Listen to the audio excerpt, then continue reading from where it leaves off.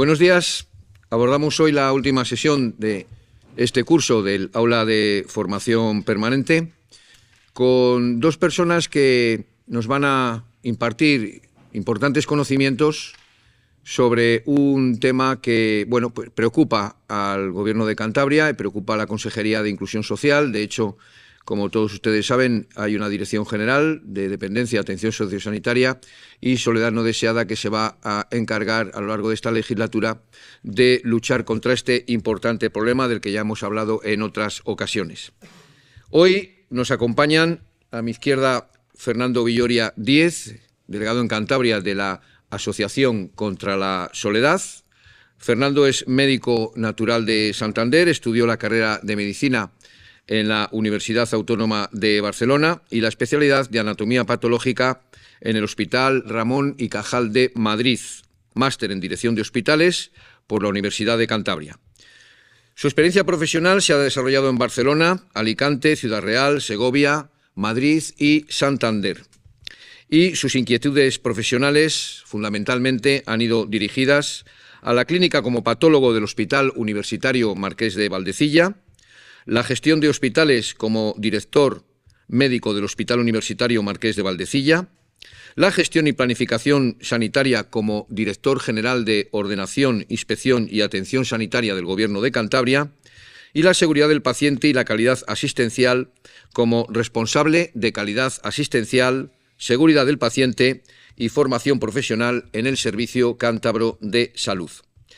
A mi derecha, ahora enseguida lo verán, Juan Francisco Díez Manrique, psiquiatra natural de Santoña, estudió la carrera de Medicina en la Universidad de Salamanca.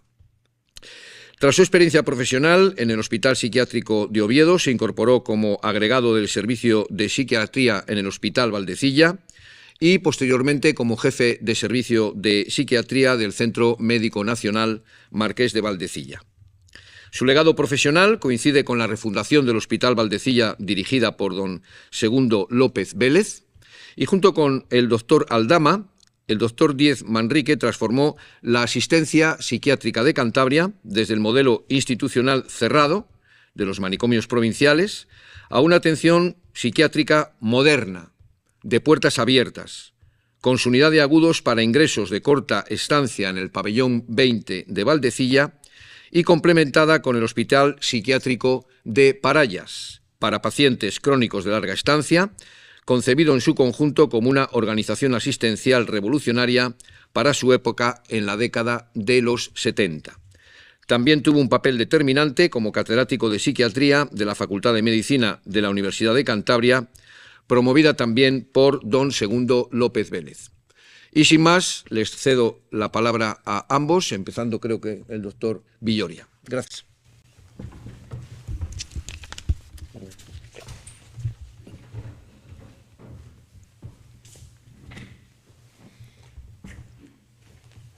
Muchas gracias, Eduardo. Muchas gracias a la Consejería de Inclusión y a la Dirección General de Dependencia, Asistencia Sociosanitaria y Soledad no deseada por esta invitación y por el impulso que están dando a una problemática que hoy vamos a tratar aquí y que nos ha interesado y además conmovido. La conferencia que voy a dar me gustaría contar con la participación de las personas. Quienes están viéndolo en streaming, pues la participación no es posible, pero aquí, de alguna manera, pues sería como si tratara de una sesión clínica o un debate. Vamos a hacer una ponencia que puede resultar, bueno, pues cualquiera que tenga que matizar cualquier cosa, independientemente de que al final pues puedan intervenir. Lleva dos partes, una parte sobre la presentación del problema o de la condición de la soledad que voy a presentar, y después el doctor Díez Manrique hablará sobre algo que es muy importante, que se trata del papel de la personalidad en la gestión de tu vida, ¿no? Y cómo la personalidad es importante incluso en condiciones de soledad no deseada, qué papel juega la sociedad, los aspectos sociales y los aspectos personales de la personalidad, ¿no? Bien, después, en una segunda parte, mi intención es hacer un grupo con las personas, si están en teletrabajo, pues no es posible, pero ¿para qué? Para que después las personas que asisten puedan proponer a la Dirección General qué intervenciones, después de lo que expliquemos, se les ocurren como intervenciones para combatir la soledad no deseada. Aquí podemos hacer un grupo. Esta es una experiencia que hemos hecho en la Universidad de Cantabria, en el máster o en el programa senior, que bueno, las personas puedan mostrar su capacidad de innovación, de iniciativa para proponer cosas a la Dirección General. Y sin más, bueno, desde los que están en teletrabajo, yo les rogaría después que les hicieran llegar pues tres o cuatro medidas que les parezcan fundamentales. No hace falta más. 3 esenciales que luego agrupadas pues puedan ser incorporadas a la estrategia que se están llevando a cabo en esta consejería. Bueno, se trata de la gestión en positivo de la soledad, la gestión de la soledad desde el punto de vista de las instituciones y de las personas individualmente. Y ese es el título que llevo en estas conferencias.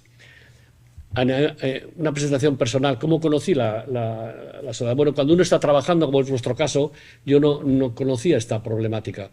Estás trabajando, estás haciendo cosas, teniendo una motivación, teniendo una responsabilidad profesional, y por lo tanto yo no conocía esta. Y fue cuando me jubilé que en el fondo pues te encuentras con que la necesidad de hacer algo que sea intelectualmente potente, y conocí esta asociación. Con esta asociación, luego la voy a describir brevemente, y me llevó a estudiar el tema y a integrarme en ella, y bueno, pues aquí estoy. Esto hay una parte intuitiva, ¿no? Que puede ser, uno piensa que es la soledad, etcétera, pero realmente esto tiene una base científica que para mí era desconocida.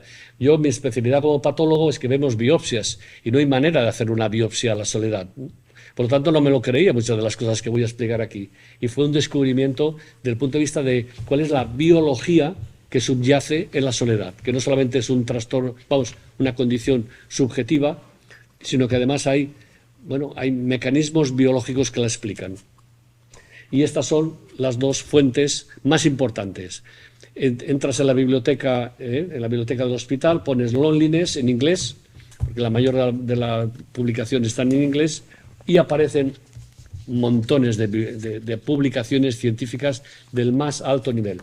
Cuando en medicina decimos que algo está en el Lancet o en el New England, quiere decir que eso es verdad, ¿no?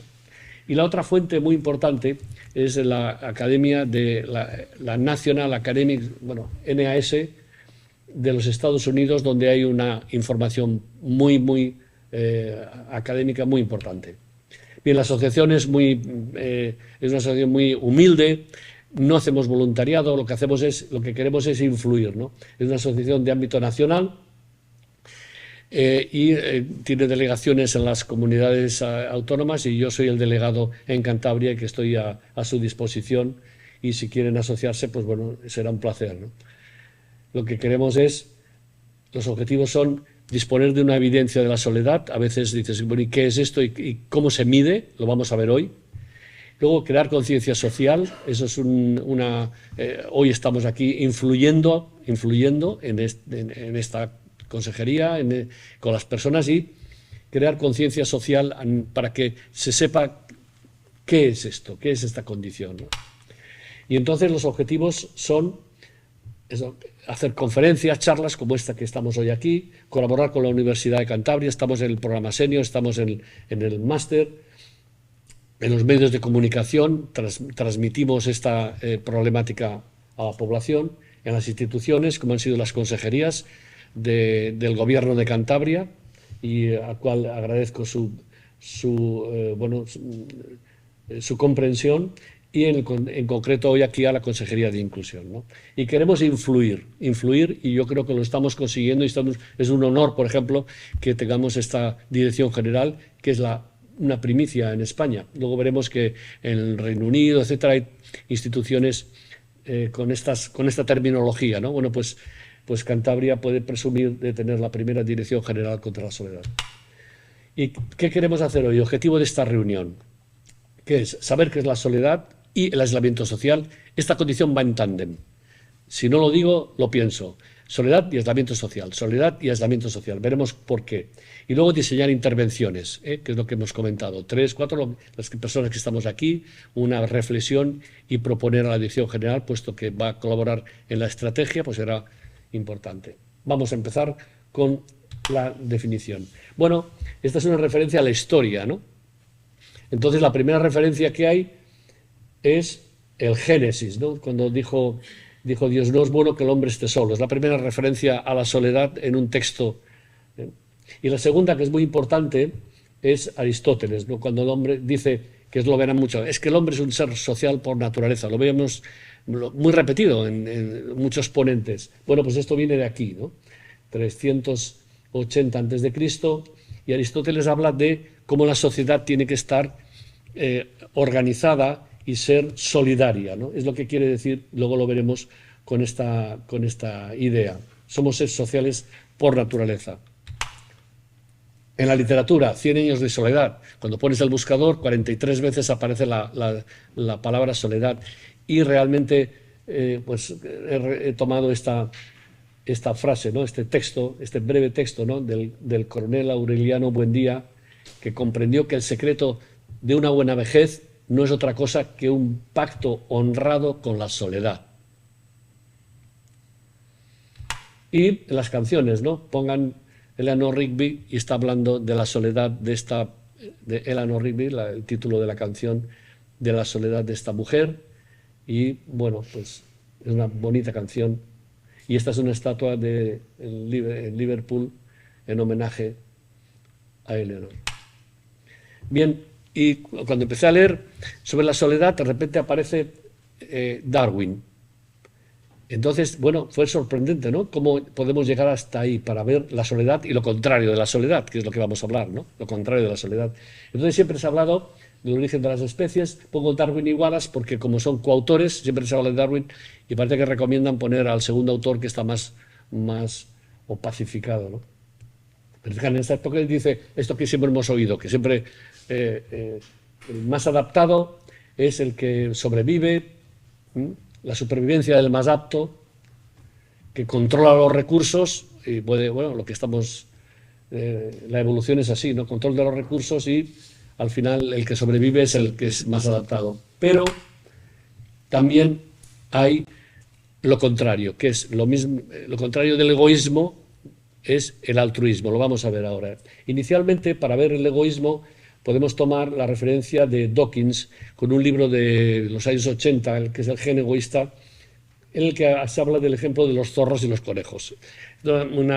Es un ejemplo sobre cómo el egoísmo en la sociedad puede ser, bueno, hay que excluirlo, ¿no? Y lo que viene a decir es que imaginemos una población en un territorio, una población de zorros, y los zorros se alimentan de conejos. Y hay un pacto, una constitución en esa comunidad de zorros en los cuales dice, pues no nos vamos a comer las conejas embarazadas. Es el pacto por el cual, pues bueno, pues de esa manera se logra la supervivencia de la comunidad de zorros. No hablamos de los conejos, ¿eh? Entonces aparece una epidemia, ¿no? Aparece una epidemia tipo COVID, que empiezan a exterminar, será la mixomatosis, ¿no? Empiezan a exterminar conejos, van desapareciendo conejos, con lo cual la fuente de los recursos de los zorros disminuyen, porque no hay conejos suficientes. Y hay un momento en que viene una hambruna. Y entonces en ese momento los zorros que sobreviven son aquellos que se comen la coneja embarazada. Ese es el ejemplo del egoísmo, ¿no? La falta de solidaridad con los demás. Se puede trasladar en nuestro mundo actual a quien es insolidario, busca su propia supervivencia. Y por el contrario, tenemos a Juan Luis Arzuaga en una conferencia que le escuché muy bonita, es un tipo fenómeno, es un humanista, más que además de paleontólogo, un humanista, ¿no? Y entonces describe cuándo aparecen los cuidados, que es algo que compete a esta consejería. ¿Cuándo aparecen los cuidados? Y lo que viene a decir Arzuaga en la conferencia se trata de cuándo aparece la enfermedad. Pero esto, claro, la enfermedad y los cuidados va junto, ¿no? Y su ejemplo es muy interesante y lo paso a contar. En la vida lo que hemos visto es la perfección o la muerte. Y quiere decir lo siguiente. Dice, imagínese una gacela que en vez de correr a 100 kilómetros por hora, corre a 90, porque tiene una ligera discapacidad que puede ser el envejecimiento. Bueno, pues el guepardo se la come y desaparece. Si el guepardo, en vez de correr a 110, corre a 90, no puede alimentarse de gacelas y se lo comen las hienas o se muere de hambre, bueno, y acaba devorado por las hienas. Por lo tanto, lo que viene a decir Arzuaga es que en la evolución o eres perfecto o eres comida para los demás, desapareces, ¿no? Y entonces aparece la enfermedad y la discapacidad y los cuidados, ¿cómo? Y entonces Arzuaga descubren en Atapuerca, en un yacimiento, descubren los restos fósiles de un fémur, y ese fémur tiene una fractura y tiene un callo de fractura. El callo de fractura es la consolidación, cuando algo es una fractura, entonces lo que se hace normalmente, aparece el callo de fractura y se restituye, se cura sola. Pero eso dura días. Y cuando alguien, un homínido, hace 1 millón de años, se ha caído y se ha roto el fémur, te mueres, como le pasaba a la gacela. ¿Y cuál es la conclusión de Arzuaga? Dice, aquí aparecen los cuidados. Este homínido de 1 millón de años, alguien le dio de comer en su tribu, en su comunidad, alguien fue solidario con él, en vez de ser egoísta, fue solidario y le dieron de comer y le alimentaron cuando él no podía, ¿no? Es cuando aparecen, desde el punto de vista de Arzuaga, me parece muy bonito, cuando aparecen los cuidados. En una comunidad cuidas a la vejez, cuidas a la discapacidad, cuidas a la enfermedad, a la convalecencia, que es la discapacidad transitoria, como luego veremos. Arzuaga, no le pierdan de vista, hay un programa de radio en el que él entrevista a personas y habla de todo esto, es fantástico. Por lo tanto, somos seres sociales, que decía Aristóteles, porque nos cuidamos de la sociedad. Este es el mensaje más importante que me gustaría transmitir, ¿no? Y la enfermedad puede aportar belleza en cuando ves a alguien cuidando a alguien, ¿no? Eso es muy bonito, es la solidaridad, es lo que pretendemos, por eso estamos aquí. Por eso la evolución ha sido posible, por la solidaridad, por el gen altruista del que hablaba Dawkins. Bien, estas son descripciones sobre la soledad, bueno, que en inglés acierta mucho con la palabra, porque en castellano es una palabra que tiene muchos significados, bueno, es polisémica, ¿no? Pero en inglés no, loneliness es la palabra más que quiere decir el concepto de soledad subjetiva, ¿no? Bueno, vacío emocional, nostalgia, desesperanza, ansiedad, bueno, muchas definiciones. Voy a pasar rápido en esto, para centrarnos en la que la soledad es un problema de salud pública. Problema de salud pública, soledad y aislamiento social. Y lo dice la OMS, pero también lo dice, bueno, la OMS, este libro es muy importante, el aislamiento social y la soledad, las dos siempre en tándem. Este libro está a disposición de todos vosotros en las personas mayores. Luego veremos que también los jóvenes, pero en este libro se enfoca a las personas mayores. En Europa también, la Unión Europea, a través del JRC, la Joint Research Center, está investigando en este tema. Y hay una línea de trabajo que la tenéis aquí, la podéis encontrar en la Unión Europea, porque se ha visto que ese problema de salud pública tiene unos costes importantes, sociales y económicos. Y por lo tanto, es una línea de trabajo que está también el Gobierno de España y, por supuesto, esta consejería alineado con este objetivo. Y en España el Gobierno, a través de este ministerio, pues también están elaborando una estrategia que sea un paraguas. Por eso aparece el paraguas, ¿no? El paraguas simboliza acoger, simboliza proteger. Bien, entonces, una estrategia. Y en Cantabria, pues quiero resaltar la Dirección General, que hoy nos invita aquí, cómo está preparando una estrategia, y que también el Ayuntamiento de Santander hace un plan de mayores en el que nos invitaron, estamos en el Consejo y hemos contribuido a que tenga una línea de trabajo contra la soledad en las personas mayores, en este plan de mayores del Ayuntamiento, que nos felicitamos de que esta línea sea tan interesante. Bien, esta es una parte clave, las definiciones.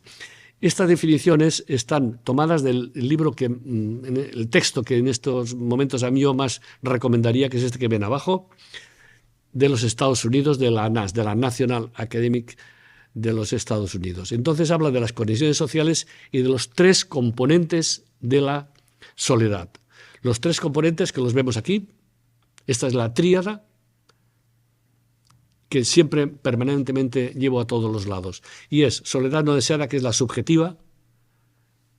Es el sentimiento subjetivo. Puedes estar rodeado de gente, no tienes amigas para confesarte, para decirle tus penas, para decirte tus problemas. Es subjetiva.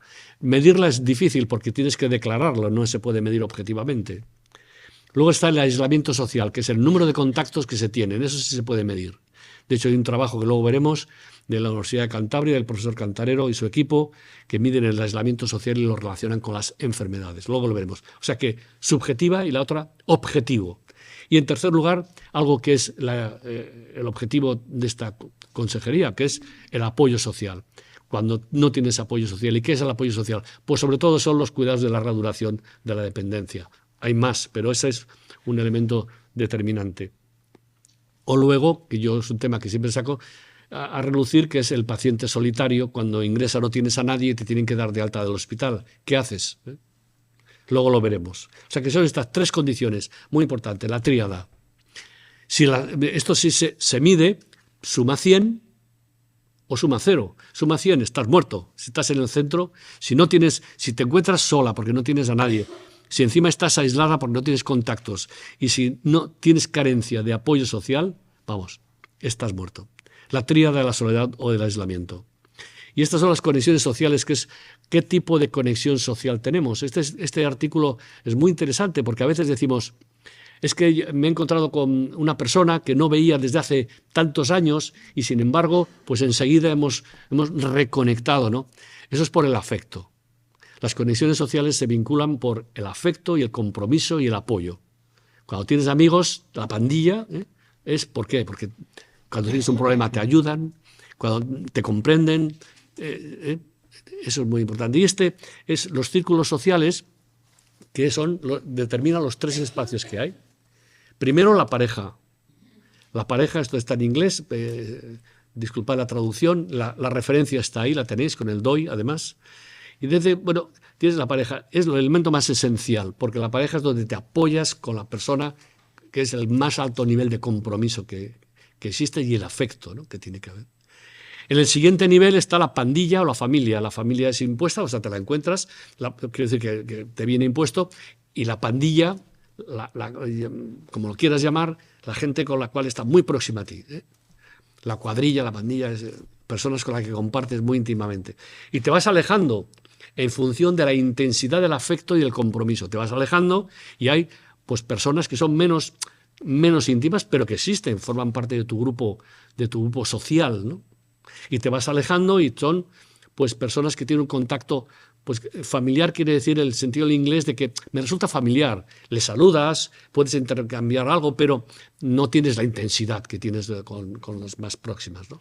Y te vas alejando, y al final está casi el cajero del banco cuando vas a sacar dinero. Hola, ¿qué tal? Es fulanita, ¿la conoces? Bueno, te vas alejando en afecto, en compromiso. Llegas al final de todo al contacto con instituciones impersonales que no son físicas. Y aquí, por ejemplo, entra el papel de la religión. La religión, puedes verla, la hemos visto como una intervención política, etcétera. No, olvidaros de eso. Estamos hablando de la religión como código de valores y que te soporta, te acoge, ¿no? Y los vemos, por ejemplo, en la emigración. La religión puede ser un vínculo que acoge a grupos de emigrantes que tienen ese vínculo que les une, ¿no? Y bueno, pues ahí lo encontramos. Este artículo es muy interesante. Los círculos sociales. Puedes hacer tu mapa de quiénes son mi pareja, mi pandilla, te vas alejando, ¿no? ¿Y qué es lo contrario de la soledad? Es muy bueno verlo al contrario. Soledad y aislamiento social, ¿qué es lo contrario? Pues lo contrario es la felicidad. tienes gente, tienes amigos, tienes apoyo social. Había un amigo que no veía hace mucho tiempo y me lo encontré y le digo, ¿qué haces? Bueno, nos hemos jubilado. Bueno, pues él, y me dice, estoy con esto, le dije. Y le expliqué de qué iba, lo pilló al momento. Dice, a mí no me va a pasar. Dice, tengo 84 años. Con Loli, que vivimos, fíjate, tenemos salud, mira, me ves aquí, estábamos en el Corte Inglés, típico sitio de encuentro.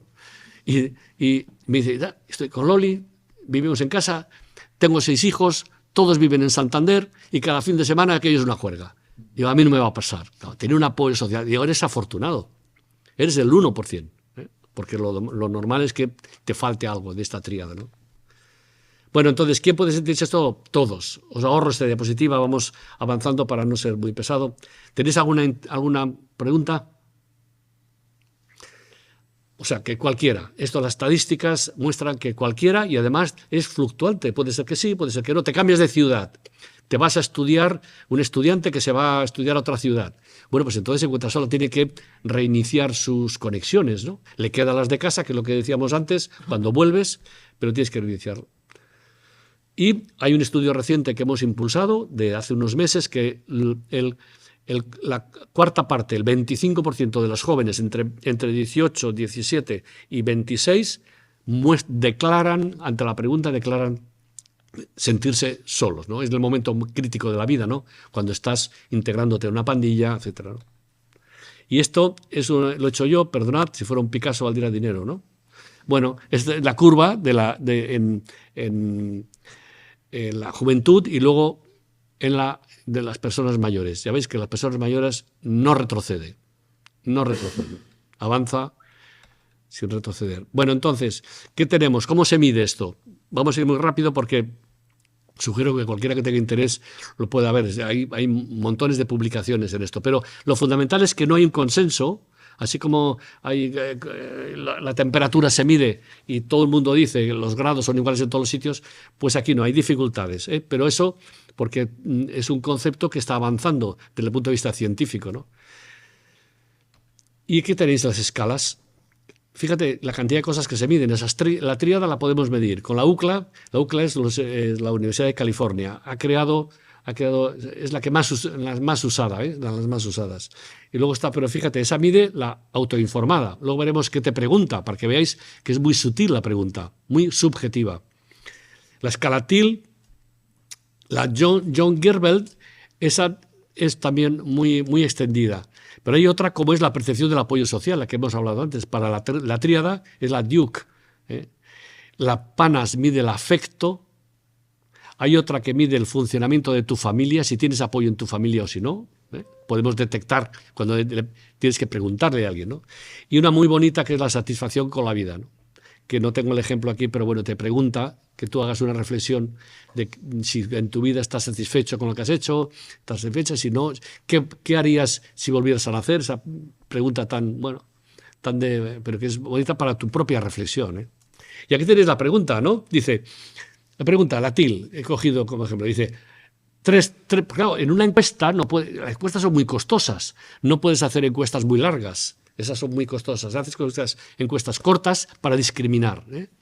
Entonces dice, ¿con qué frecuencia sientes que te falta la compañía?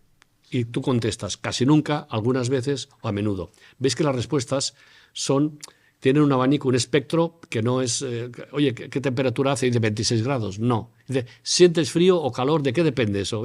Muy variable. Bueno, este gráfico quisiera que lo tuvierais en cuenta.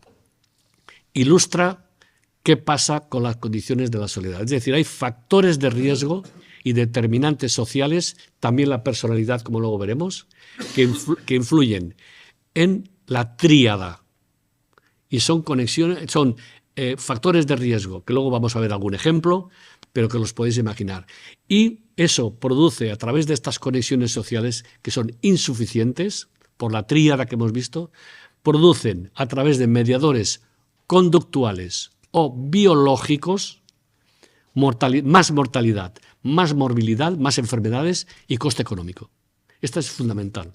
Esto es saber por qué es importante la soledad, porque no es un tema solamente de sentimiento, de poesía, no. Además, tiene una base de un drama. Es un problema de salud pública, una puede generar estas condiciones.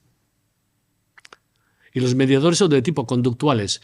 Yo voy a poner un ejemplo rápido, pero luego lo vamos a seguir. Si tú no tienes un objetivo en la vida, si no tienes, te encuentras sola, no encuentras con quién cuidar, no tienes familia, ¿para qué te vas a cuidar? ¿Por qué vas a dejar de fumar? ¿Por qué vas a...? Bueno, no tienes un objetivo en la vida. Por lo tanto, son conductuales. Acabas no haciendo ejercicio, te cierras en casa, bueno, te aíslas y haces un fenómeno regresivo que acaba contigo. Y luego son las biológicas, que son más difíciles, pero también están estudiadas. ¿Por qué tienen las personas que están en soledad y aislamiento social tienen más infartos, tienen más ictus? Pues eso está demostrado. Estamos estudiando desde el punto de vista científico la conexión biológica que determina eso. Este cuadro, por favor, conservarlo en vuestra mente. ¿Qué hace la consejería? Actuar arriba. Abajo actúa la Consejería de Sanidad, que estas son las consecuencias. La prevención está arriba, los determinantes sociales y la personalidad, transformar la personalidad de las personas. Bien, aquí todos los factores de riesgo de corrección. No los voy a citar, los tenéis en esa publicación. Aquí los clasifica muy bien: físicos, psicológicos, sociales o culturales, factores sociales o poblaciones de riesgo. Es decir, la discapacidad genera soledad y aislamiento social. El que una persona tenga incontinencia de orina o incontinencia fecal, que no lo encontraréis porque no salen a la calle. Esa condición de enfermedad condiciona que tú no sales. El que tener en casa no tienes ascensor y te han operado de cadera, ¿cómo sales a la calle? En la convalecencia. Bueno, son todos esos. No quiero citar muchos más, pero hay uno que me gusta por el impacto que está muy de moda, ¿no? Dice la movilidad. La movilidad se refiere, dice, no, vamos a echar los coches a la calle, de las ciudades, sacar los coches. Digo, bueno, pero es que entonces no me hables de sacar los coches, háblame de la movilidad. Me lo digo, la movilidad es cómo vas a la playa, cómo vas al centro de salud o cómo vas al cine. Bueno, pues hoy día está orientado a las ciudades de esta manera, en que el coche sirve para ir a Reynosa a ver a tu prima, y si no, pues tienes que ir en tren a hacer un transbordo, no sé qué. Bueno, ¿no? Por lo tanto, la movilidad hay que verla en las ciudades como un elemento que, si no lo tratas bien, condiciona aislamiento social. Hay un proyecto que me comentaron de: vamos a coger esta ciudad, esta calle, que es transversal de Santander, y la vamos a peatonalizar. ¿Qué pasa? Todos los coches de ahí desaparecen. El barrio se queda así, pero es que los coches de esos, hombre, puede ser que contaminan, etcétera, bien, pero tienes que ver que esos coches están siendo el instrumento para la sociabilidad de esas personas. Por lo tanto, los políticos tienen que ver que es la movilidad la que, si resuelves ese problema, te sobrarán los coches, pero no empiezas por el final. ¿Qué más ejemplos? Bueno, los podéis ver, pero que fallezcan personas de tu familia, pues es un elemento que lo podéis encontrar. Bueno, y se os ocurren intuitivamente más, ¿no? Y este es un cuadro muy importante.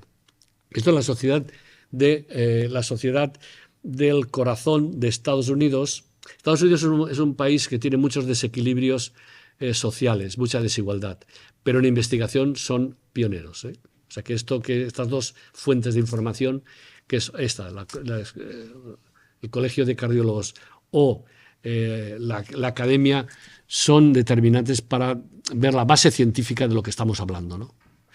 Y este es, como dice, a la izquierda, ¿veis? Va de izquierda a derecha. El otro que teníamos va vertical, de arriba a abajo. Este va de izquierda a derecha. Como el aislamiento social y la soledad generan, a través de mediadores, que es lo que hemos dicho, mediadores conductuales, psicológicos y fisiológicos, condicionan más coronarias, coronariopatías, más morbilidad, más depresión, más suicidio, más fallo cardíaco, más ictus, demencia. Es la realidad, ¿no? Bien, entonces, consecuencias. Las consecuencias de las dos condiciones, bueno, hay toneladas, ¿no? No me quiero extender en ello porque lo veis, lo que hemos dicho, y aquí las describen, ¿no? Hipertensión, etc. Porque si no tienes futuro, no te tomas la medicación. La adherencia a la medicación. ¿Para qué me voy a tomar la medicación si no tengo futuro, ¿no? Esa pérdida de motivación. En la psicológica, síndromes depresivos, problemas de sueño. Bueno, fijaros todas estas citas bibliográficas, Todas estas citas son citas bibliográficas de consecuencias de la soledad que están en esta publicación que veis ahí, el DOI.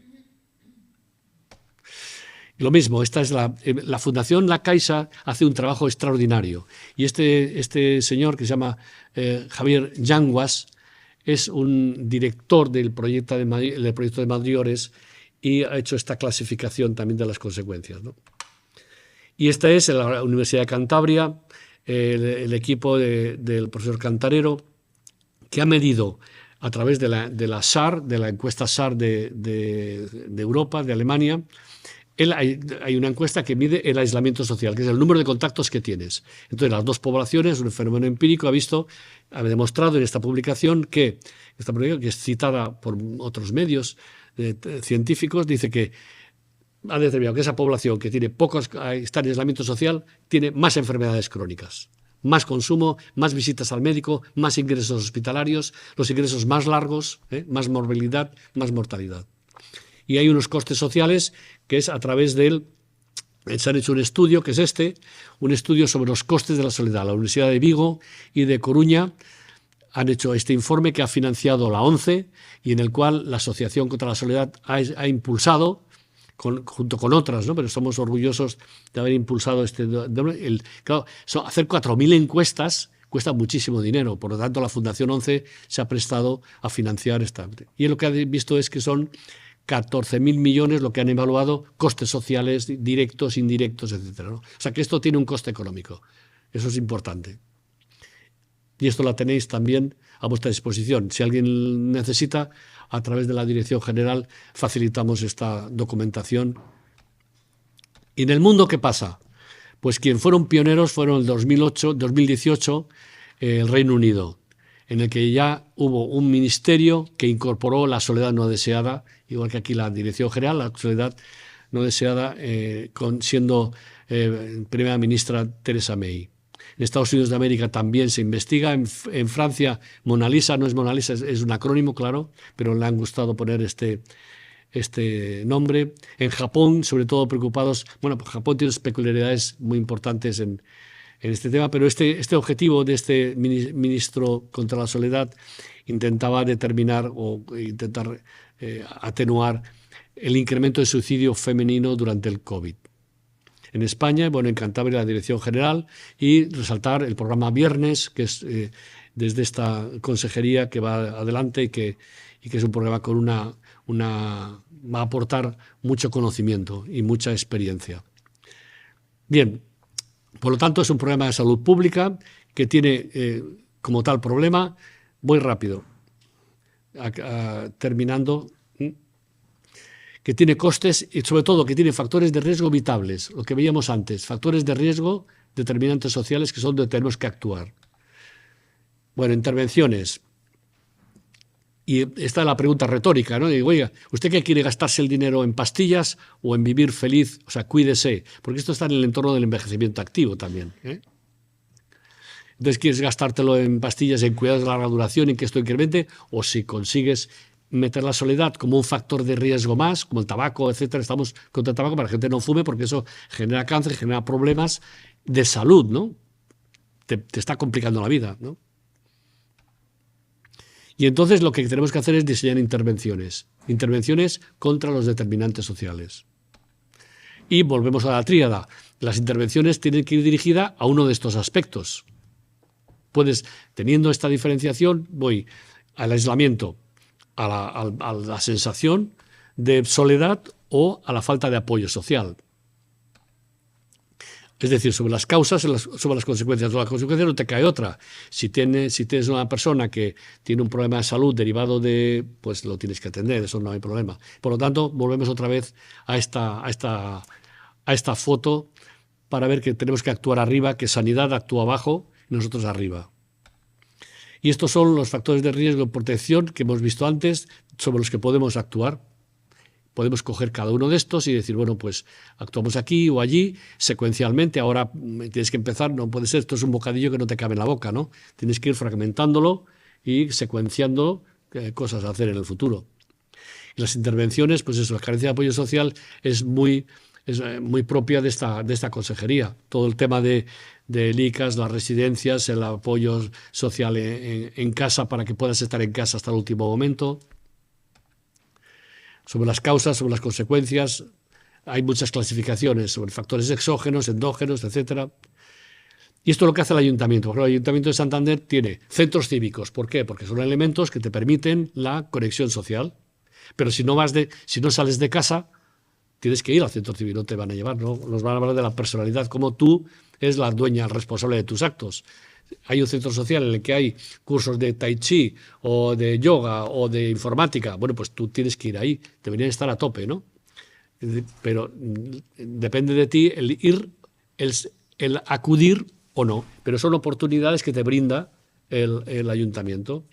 Y luego el apoyo social, hay catering, hay teleasistencia, lo sabéis vosotros, apoyo domiciliario, para cuidados de larga duración, es el concepto que se utiliza, pero bueno, todo la dependencia, y promover la autonomía de las personas, que es la personalidad, ¿no? Y esto es el Instituto Santa Lucía, que es una compañía de seguros, ¿no? También ha financiado como diversas líneas, ¿no? Sensibilizar la población. Yo le pediría dentro de poco de dar un mensaje de la presidenta diciendo, oiga, vamos a ocuparnos de esto, pero usted tiene que poner de su parte, porque el gobierno no puede hacer esto solo. En residencias es muy importante. Cuando acudes a una residencia te has desconectado de tu barrio, de tu familia, es porque no puedes estar en casa. Por lo tanto, las acciones en residencias para promover que las personas ahí estén activas mentalmente, etcétera, son muy importantes, ¿no? El papel del sistema sanitario están en las consecuencias. ¿Por qué no? Porque te cae, ¿no? El paciente solitario, por ejemplo, ya hace años, el paciente se queda en el hospital, tiene un problema, tienes que darte de alta y no puedes, porque ¿dónde vas? En la convalecencia. Luego lo veremos, ¿no? Pero la asistencia sanitaria son las consecuencias. Pero este sí que puede hacer, colaborar con vosotros en detección, porque las oficinas de farmacia ya hay convenios con ellas, en Santander, por ejemplo, con las 90 farmacias. ¿Por qué? Porque las personas, sobre todo las personas mayores, acuden a la farmacia, son un elemento detector de soledad o de problema relacionado con la soledad. En las urgencias, cuando la persona acude a urgencias, y sobre todo la enfermería de atención primaria, que en las visitas a domicilio identifica y puede, por lo tanto, trasladar a los trabajadores sociales que hay un problema de prescripción social, ¿no? O sea que es una oportunidad para identificar a personas aisladas. Y el papel del sistema sanitario, estáis en frontera y que tiene con pasarelas entre las dos instituciones, ¿no? Y es la convalecencia. La convalecencia, que es una dependencia transitoria, no siempre, a veces son secuelas permanentes, pero que hay que tener cómo se traslada de uno de esos mundos al otro, ¿no? Y estas son las leyes, que no me voy a extender, pero las leyes que conocéis, que determinan lo que es la asistencia sanitaria y lo que es la dependencia, ¿no? En la ley de dependencia, de promoción, etcétera, todo, pero que por resumen sea dependencia, es la continuidad, pero no se refiere a la asistencia sanitaria, ¿eh? La convalecencia está en la ley de cohesión y calidad. Ahí es donde aparece en estos artículos, el artículo 14, os recuerdo, no os recuerdo nada más porque os lo sabéis, ¿no? Ahí está donde está la convalecencia como una de las atribuciones, de las responsabilidades de sanidad o salud. Bien, ¿esto qué quiere decir? Esto es un ejemplo del Hospital de Guadarrama que presentaron en un congreso donde estuve. El Hospital de Guadarrama, a la entrada del paciente, la enfermería detecta si este paciente cómo está en su casa, es un paciente solitario o no. Con lo cual, prevén qué es lo que va a pasar cuando se vaya a casa de alta y con quién tienen que conectar, si es transitorio, si no, ellos ponen recursos o si tienen que hablar con servicios sociales, ¿no? Y entonces hace la detección y en ese momento se hace una aproximación de qué en condiciones va a ser dado de alta al paciente, ¿no? No esperar al último día cuando resulta que no se puede ir. Bien, el paciente solitario, lo que decíamos antes, está en la cama, está consumiendo una cama de alto coste y bueno, y si va a casa, esto pues pues esto es un hecho que se ha podido ver, ¿no? Que son las mujeres las que tienen el mayor papel cuidador en las familias, ¿no? Y el tema de los cuidadores informales es muy importante, ¿no? En especial las hijas en relación con los padres y las madres, que produce un aislamiento, ¿no? Porque esos cuidados que se prestan generan que esa persona se aísla. Por lo tanto, el papel del cuidador es muy importante. Y el paciente solitario, que es lo que queremos trasladar a la sociedad desde la asociación. ¿Cómo atendemos al paciente solitario? Y el papel de la personalidad, que es lo que vamos a ver ahora, no me detengo, pero ya hemos acabado, vamos a las ideas clave y le paso la palabra al doctor Díez Manrique. Ideas clave, la tríada. Recordar la tríada. Recordad el eje vertical. Vosotros actuáis arriba, la sociedad actúa arriba, la sanidad actúa abajo. Las conexiones sociales, los círculos sociales, haceros vuestro mapa de quiénes son vuestras conexiones y qué intensidad de afecto, de compromiso, hazte esa reflexión. Cómo se comunican la salida y la dependencia. Y esta no hemos hablado de ella, pero es el resumen. Es decir, ¿qué es la soledad? A la izquierda, la soledad y el aislamiento social es un factor de riesgo equivalente a fumar 15 cigarrillos diarios, al tabaco, al sobrepeso, al no hacer ejercicio, todos estos factores de riesgo que condicionan la aparición de enfermedades evitables. Enfermedades evitables, porque si tienes una mutación nadie te libra de ella, pero hay enfermedades que te las ganas a pulso. Por lo tanto, de izquierda a derecha va, factores de riesgo condicionan un envejecimiento que es el envejecimiento activo o pasivo o deplorable y, por lo tanto, dos escenarios de la Silver Economy, que no hemos hablado de ello, pero que es la economía de las personas mayores, que es que puedes estar sana o enfermo y gastarte todo el dinero o tuyo o de tus impuestos o de lo que sea, me da igual, en cuidados de la recaudación. Tú puedes prevenir, al menos a la sociedad, en la izquierda, todo, el tabaquismo, la hipertensión, la obesidad, cómo controlas todo eso. Y nada más, muchísimas gracias. Voy a estar mucho menos documentado que el doctor Villoria. Lo que os ponga en la pantalla no es para vosotros, es porque si no me pierdo, porque termino hablando de la luna. Y yo estoy convencido de que efectivamente la soledad es algo muy negativo y que si somos alguien es porque hemos tenido un apoyo.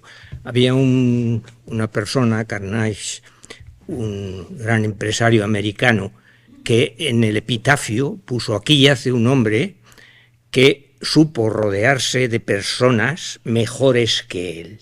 Entonces, en tanto en cuanto seamos capaces de rodearnos de personas, y si son mejores que nosotros, mucho mejor, seremos alguien, y si no, no seremos nadie.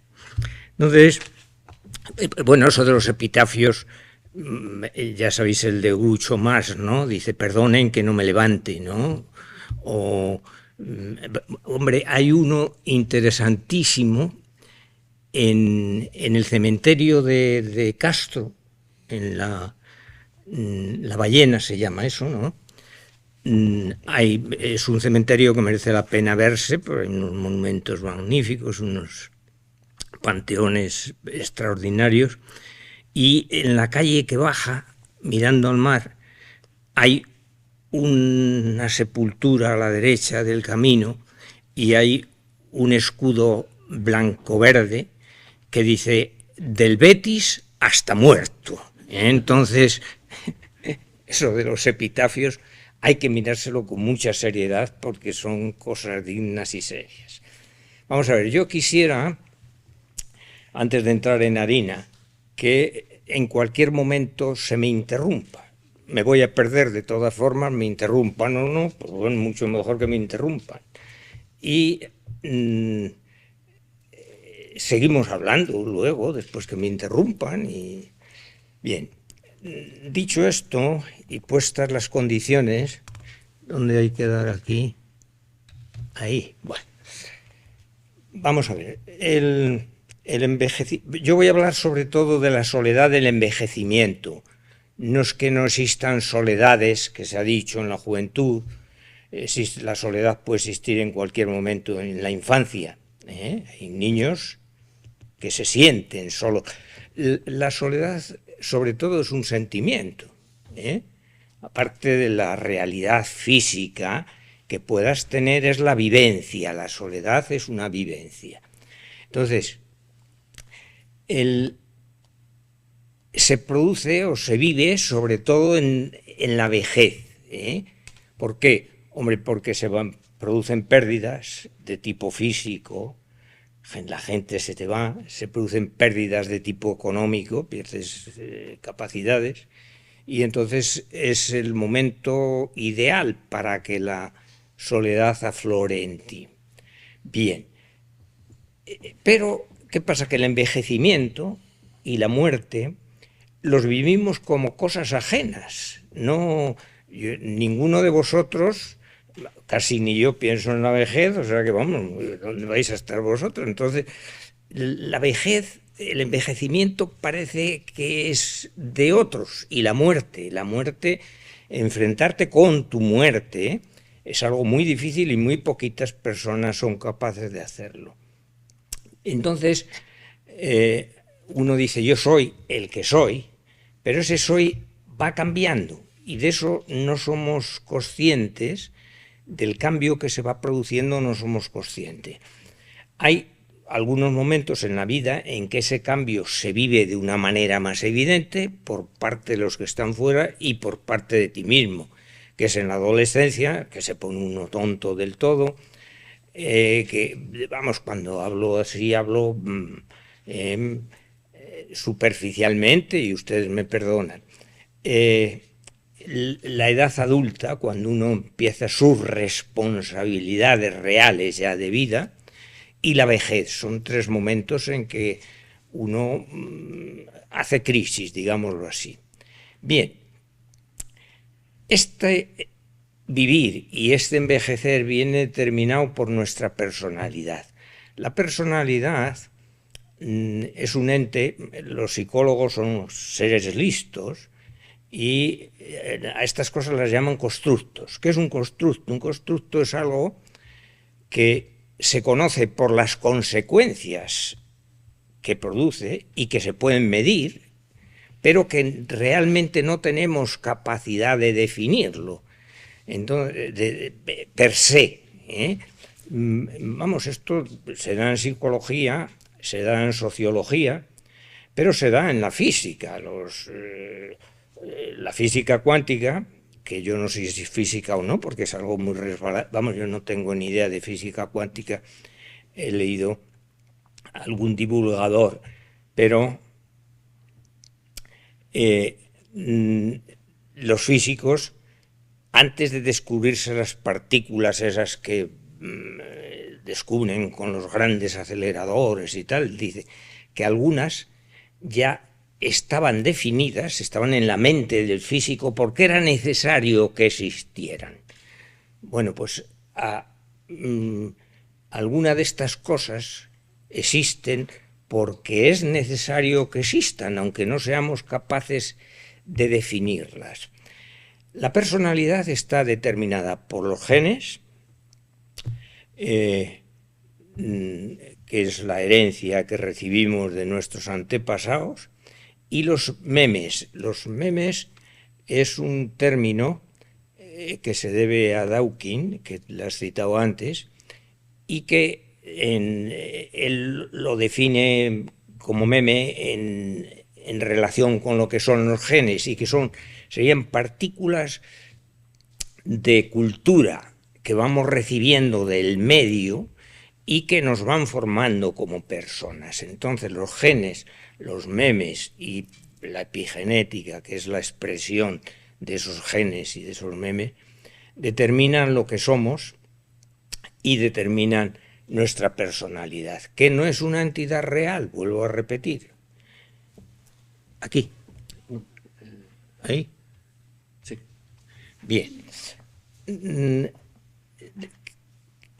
¿Qué podíamos entender que es la personalidad? Pues es una entidad dependiente de vivencias internas difíciles de medir, que provoca conductas que se mantienen de forma consistente en distintas situaciones vitales, es decir, yo reacciono con mi personalidad en las distintas situaciones de mi vida y que son singulares en parte, distintas de las de otras personas. Eso sería un poco donde aquí. Bien. Claro, se ha intentado medir esta personalidad y hay medidas desde Hipócrates, que decía sanguíneo, melancólico, Kresmer, listosómico, en virtud de Realmente todos medimos la personalidad de la gente que tenemos alrededor. Tú te encuentras con alguien y dices, me cae mal. Y dices, pues el pobre hombre no ha dicho ni pío, te cae mal y se acabó. ¿Por qué? Porque te recuerda a tu tía Catalina, que la pobre murió hace muchos años y te llevaban mal con ella. Entonces todos intentamos ponernos en los zapatos del otro, y medir la personalidad. Bien. De todas formas, es tan apetitoso para psicólogos y demás gente que se han creado multitud de tablas y de esquemas para intentar medir la personalidad. Hay todas las teorías del rasgo, pasamos, hay las teorías... Sí, pasamos. Seguimos pasando. Sí. Las que han predominado son las medidas de rasgo. Cualquier sitio que hayáis ido a pedir un trabajo con tal, os han hecho unos test y el 16PF se lo han hecho a todo el mundo, y intentan medir un poco cómo vamos a ser. Se equivocan casi siempre. Seguimos. Bien, ha habido miles de formas, el Rocha, que es ese de las laminitas, Jung, lo de las asociaciones libres, te dicen una palabra y tú tienes que decir otra, en virtud de que te trabes, se ha utilizado por la policía. Si te trabas en los sitios concretos de la sangre o del tal, pues bien, seguimos. Estos son cosas, esa es la figura del pajarito, esa que está ahí, esa es de Rocha, y estos dibujos de estas caras de abajo son un test muy interesante, que es el Sondy,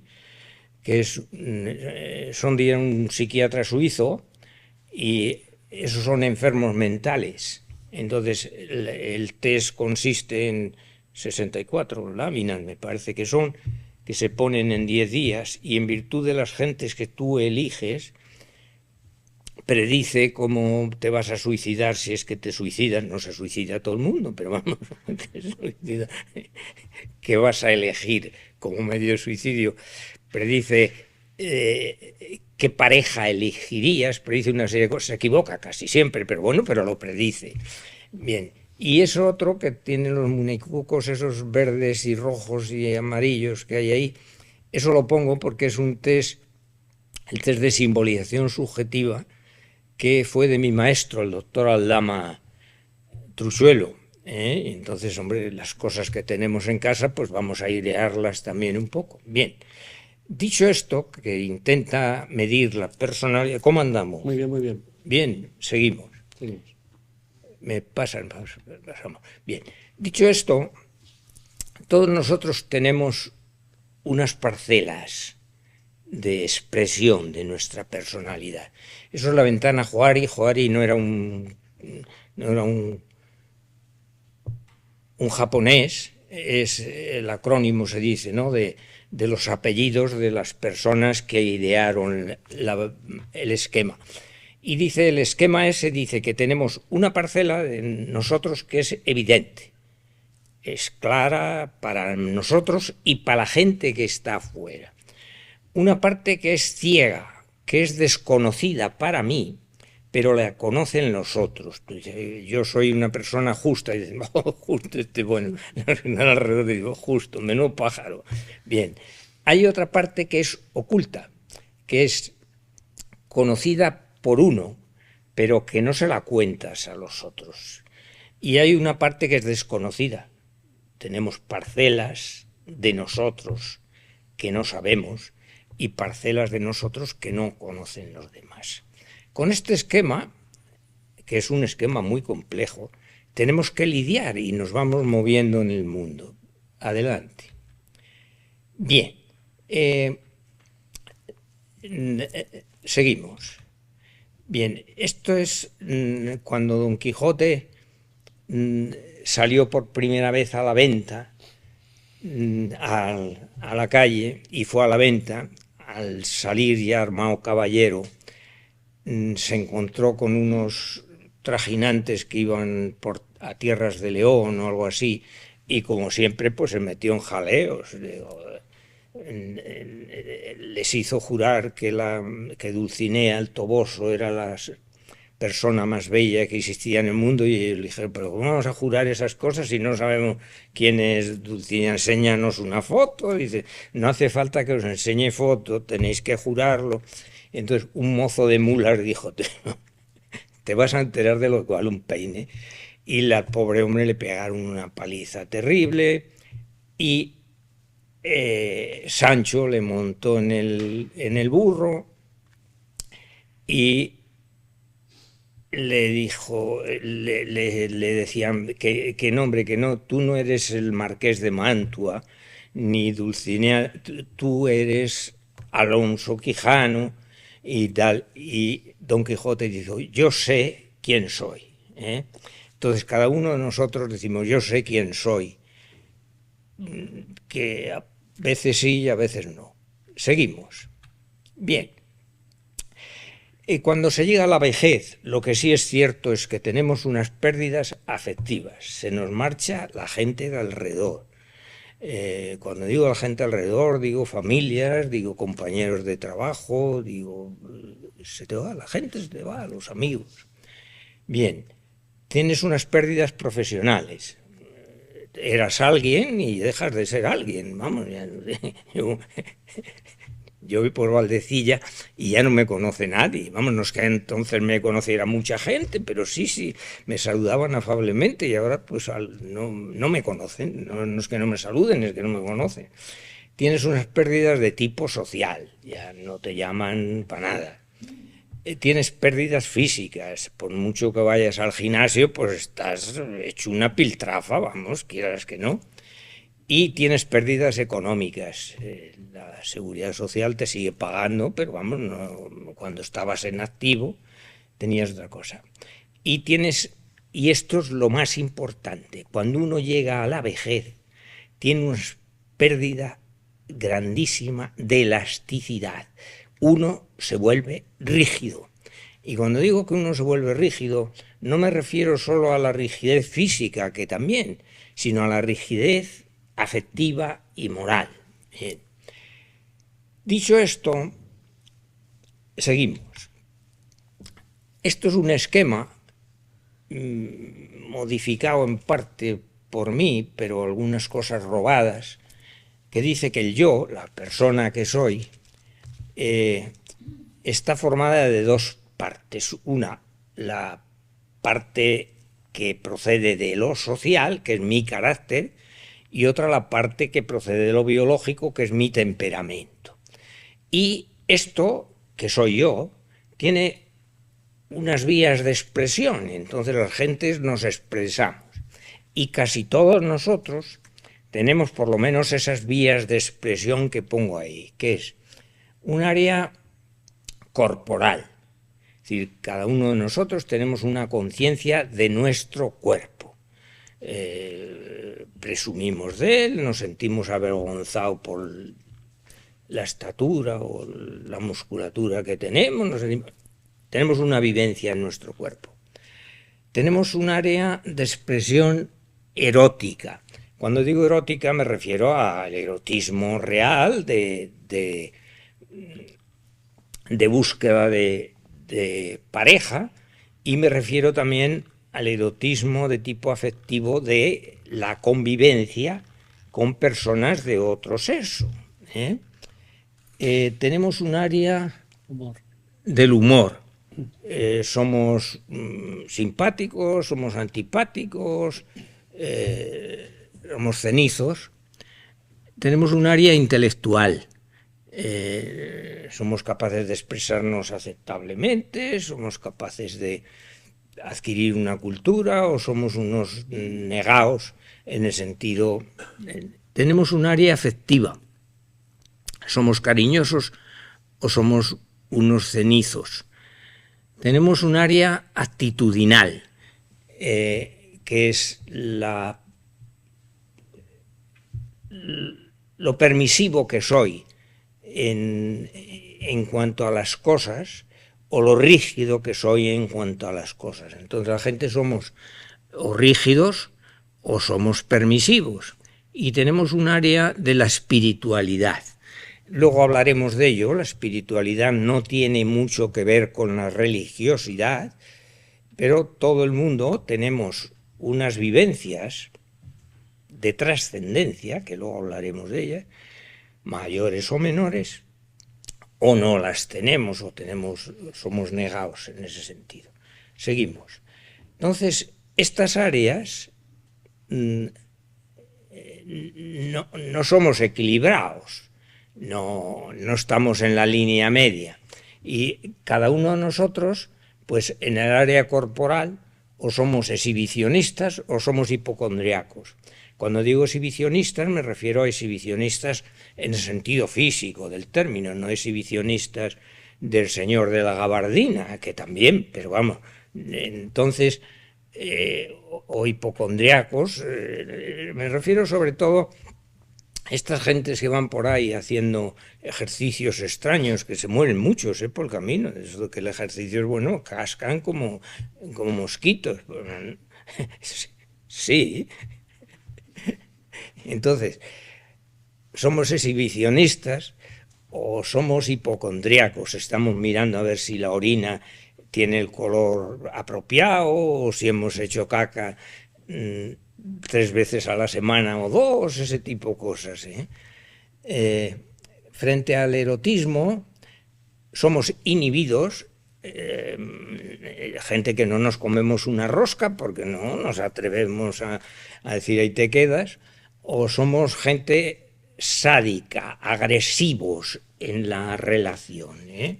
No, cuando digo sádico no me refiero a que tengas que tener un sadismo en el sentido punitivo del término. El humor, somos expansivos, maníacos, o somos depresivos, tristes.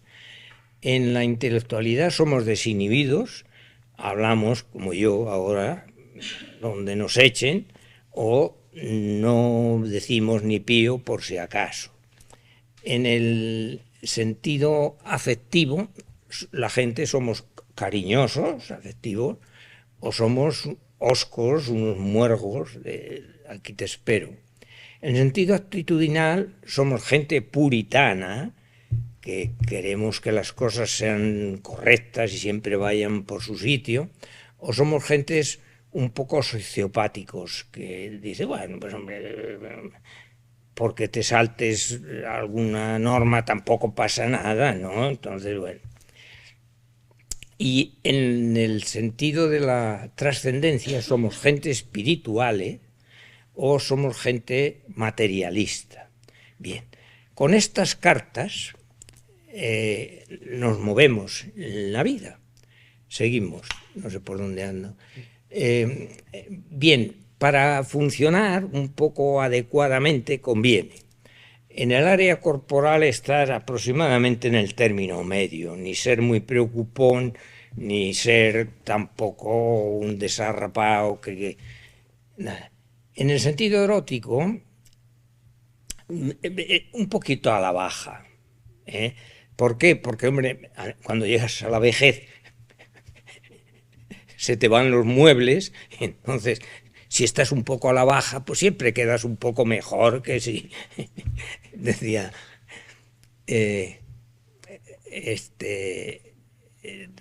Márquez, ¿no? García Márquez tenía un libro que es Memorias de mis putas tristes, y dice, más o menos decía, que era un encanto llegar a la vejez, varón yo, y oír de tus jóvenes amigas o acompañantes provocaciones y piropos, sabiendo que ya no tienes capacidad de respuesta. Entonces, en lo erótico conviene estar un poquito bajito.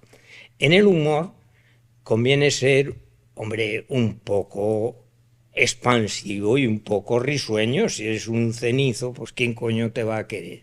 Perdón por el coño. En lo intelectual tampoco conviene pasarse, pero bueno, dar tus opiniones. En lo afectivo, procurar ser una persona cariñosa. Si no eres cariñoso, no se acerca a ti nadie. Y en lo actitudinal, conviene, hombre, ser un poco transgresor, porque si eres rígido, y sobre todo los viejos nos volvemos muy rígidos, y sobre todo somos rígidos con los que tenemos alrededor, decimos, tienes que hacer, coño.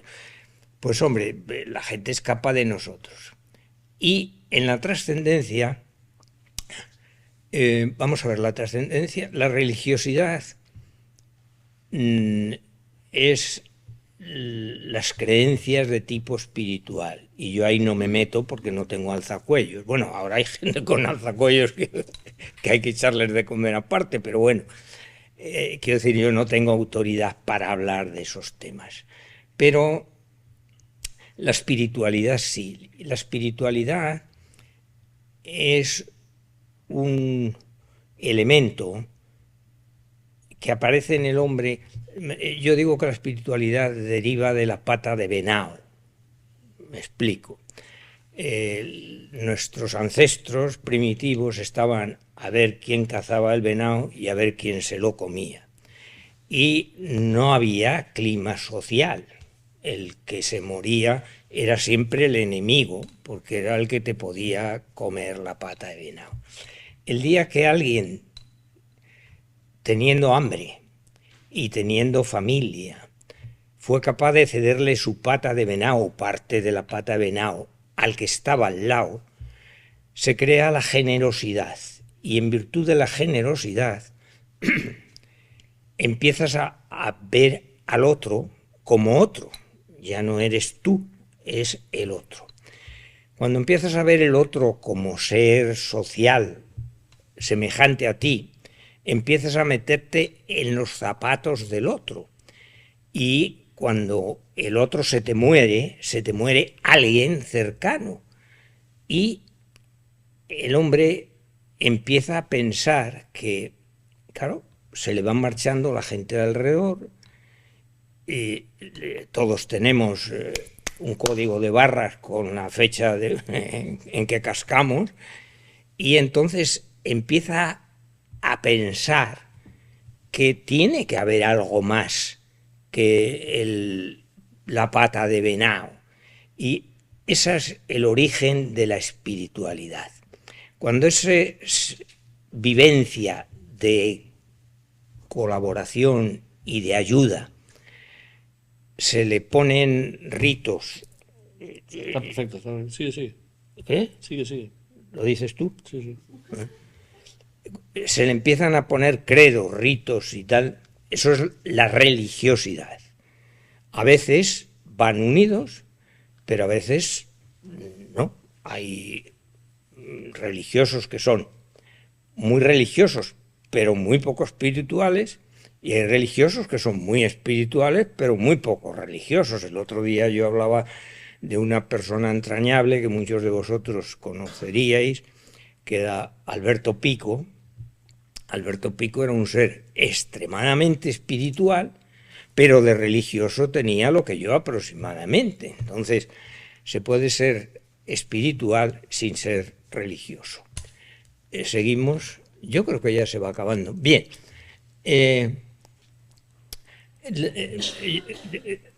Algunas sugerencias. Los consejos, como dicen, como a los feos no los sigue nadie, ¿no? Pues las sugerencias tampoco, pero bueno. Es importante, al llegar a la vejez, aceptar el declinar físico. A la gente, claro, dices, oye, yo hace poco me han renovado el carnet de conducir, pero algún día me lo van a quitar, claro.